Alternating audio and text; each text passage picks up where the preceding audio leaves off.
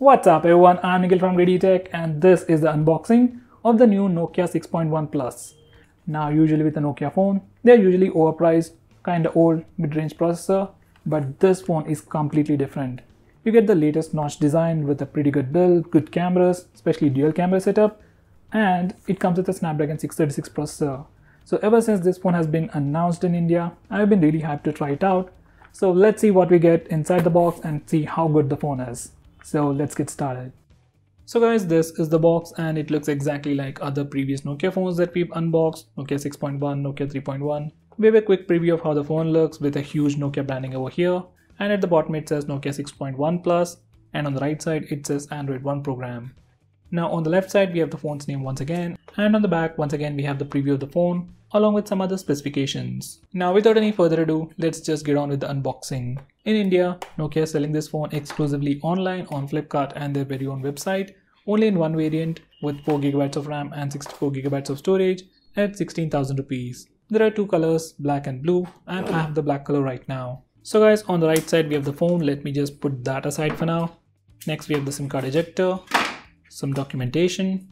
That's all on the right side. Now coming to the left side, we have a box which probably has the charging cable and the power adapter, and surprisingly some old style earphones. Now this is a USB Type-C charging cable, and finally we have the 10 watts power adapter. Now Nokia could have given us fast charging support as well, but they didn't. Now coming back to the phone, let me just peel the sticker off and slide the phone. Now this is how the phone looks on the back, and this is how it looks on the front. My initial impressions, phone feels pretty lightweight and it fits comfortably in the hand.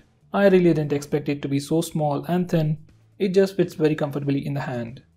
Now let's have a quick physical overview and then check out the specs. On the back, this phone has a glass panel with a nice 2.5D curve to it. At the center, it has a dual camera setup with a 16MP primary camera with f2.0 aperture, followed by a 5MP secondary camera with f2.4 aperture and dual tone dual LED flash and a fingerprint scanner. That's followed by Nokia branding and Android 1 logo at the bottom. On the front, it is a 5.8-inch display with a notch with the new 19:9 aspect ratio, protected by a 2.5D curved Corning Gorilla Glass 3. Now the notch houses a 16MP front-facing camera with f2.0 aperture, earpiece and some sensors. At the bottom we have the Nokia branding with a pretty huge bezel. Now on the right side we have the power and volume buttons made of metal. They have a slight clicky feel to it, but they are not sufficiently elevated. On the left side it has just a SIM card tray that houses a nano SIM slot and a hybrid SIM slot. At the top we have an antenna band, secondary microphone hole and a 3.5mm audio jack. At the bottom, we have two antenna bands and a primary microphone, followed by a USB Type-C charging port and the speaker grill. Now, in terms of design and build, I really like this central frame, which has a nice curve to it, and it's extended beyond the display both on the front and back, and even the glass panel on the back doesn't protrude a lot. So in terms of design and build, it's very well thought of. Even if you drop your phone, as long as it falls on a side, it shouldn't damage the display or the glass panel. So I really like that about the design. But I hate these buttons, they're not sufficiently elevated and slightly hard to trace. Even the fingerprint scanner is not easily traceable. Now normally when we hold a phone, it's in this posture, and when we try to use the fingerprint scanner, I have to make an awkward movement like this. It just doesn't feel all that natural. I had the same issue with Nokia 6.1 as well. Now coming to the rest of the specifications, under the hood it sports a Snapdragon 636 processor with Adreno 509 GPU, with 4GB of RAM and 64GB of storage, with a 3060 mAh battery. It has a thickness of 8mm and weighs just 151 grams. It comes with all the basic sensors including compass, gyroscope and FM radio. Now let me turn on the phone and set it up and see what we get right out of the box. So guys, this is how the phone looks once we turn it on and set it up, and it is having a dark theme, black theme, whatever you want to call it. That's probably because of the wallpaper.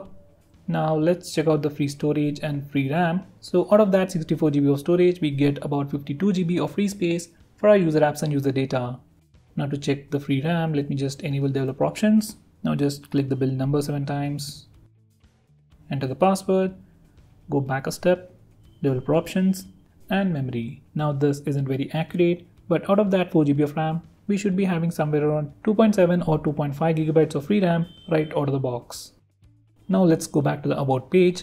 Now this one is part of Android 1 program and it is currently running Android 8.1.0 Oreo with July security patch. Now let's go back to the home screen, and as you can see on the left side we have the Google Now or Google Feed.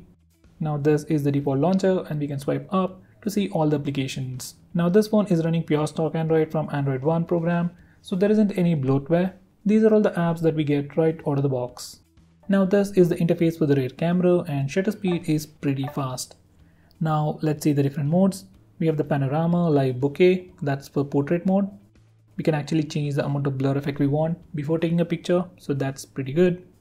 Next we have manual mode. If you're a photography enthusiast, if you want manual control, you can use that. Now over here we have the toggle for beauty mode. We can turn it on and turn it off. Next we have the toggle for additional options. This is a single mode. This is dual. That's both here I guess. We can take pictures using the front and rear cameras. And next we have the picture in picture mode where we get this kind of a setup. We can even switch cameras using this toggle. Now let's go back to the single mode. Now this is the front facing camera and it looks pretty great. Now we have something like AR lens or AR stickers where we get these kind of effects. So these are all the stickers, and over here we have something interesting. This is like an emoji I guess from Apple, and these are the different studio lighting effects, once again copied from iPhone 10. Now let's test the fingerprint scanner.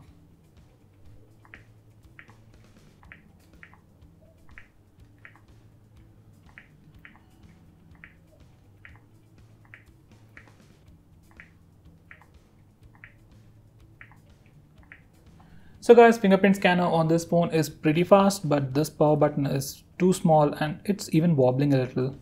It's annoying. Anyway, fingerprint scanner is pretty fast and this phone doesn't have face unlock feature. But you have the regular trusted face feature from Android, so if you really want the face unlock feature, you can give it a try. Just go to security settings and then select smart lock. From here you can add your trusted face, register your face and unlock the phone using your face. Now this phone is running pure stock Android, so there aren't any features to brag about. But we do have some gestures. So to try them out, go to settings, system settings. Over here we have gestures. So we have features like ambient display, jump to camera, where we can simply press the power button twice to quickly open the camera application. That's my favorite one. And we even have this gesture to pull down the notification bar using the fingerprint scanner, which is something I really like and miss on MI A2. So I can do this gesture. As you can see, I can pull down the notification bar, pull it further, or send it back. Now let's see how good the speaker is on this phone.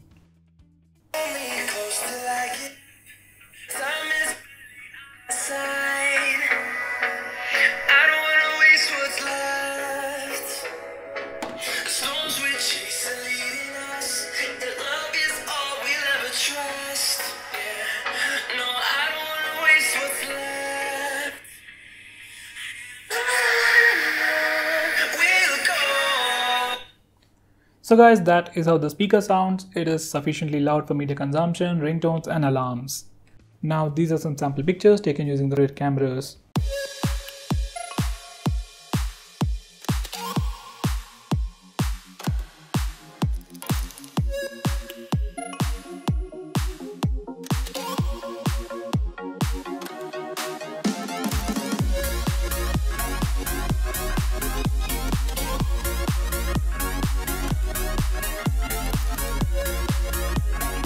So guys, this is the new Nokia 6.1 Plus, probably the best Nokia phone ever launched by HMD Global in India in this price segment. It really has a lot of good things, like a smaller form factor which fits comfortably in the hand, lightweight, about 150 grams, dual camera setup, good cameras, fingerprint scanner, and the display with a notch, which phones like Redmi Note 5 Pro and MI A2 are missing. So if you're looking for a phone with good performance, good cameras, and a display notch with a smaller form factor, this is definitely a great choice.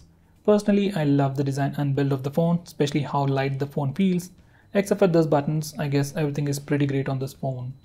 So guys, what do you think about this phone? Do let me know by commenting below this video, and if you are planning to buy this phone, please use the link in the description. It really helps the channel, and if you want us to make any specific video on this phone or any other phone out there, tweet out to us with the hashtag AskGreedyTech on Twitter and we will try to make it as soon as possible. I'm Nikhil from GreedyTech signing off. Have a nice day.